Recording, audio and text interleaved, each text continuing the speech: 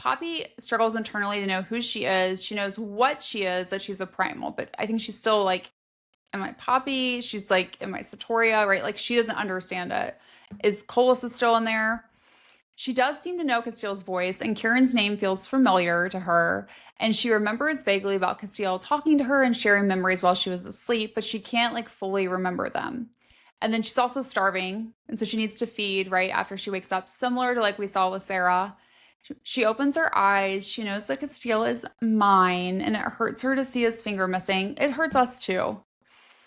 And then she has this innate sense warning her to keep her distance. She knows his power is similar to hers, but there's also more to it, an element that had been in the generations of those who carried his blood, something old, something infinite. Another breadcrumb to that Casteel is more than just a primal and that his lineage goes beyond Etes, and we'll talk more about that later. And then Poppy also sees these silvery bolts of essence laced with crimson in his eyes, death, and she doesn't have a great reaction to it, right? A deeply buried ancient instinct seizes her. I mean, I wouldn't be excited to see my husband looking like the primal of death when I was tortured by the primal of death in a previous life. It's not great.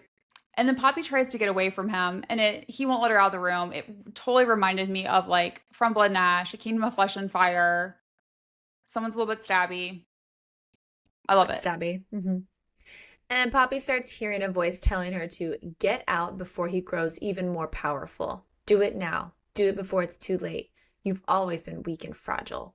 And, okay, since we know that Kolis is behind this voice, does it mean that Kolis can sense that power within Casteel? Not everything, really, since Kolis is surprised by what he sees in Casteel at the end of the book, but he does seem to recognize that there is more to Casteel than is letting on. And it could also be another, like, kind of intimidation tactic here where Kolis is trying to make Poppy fear Casteel too.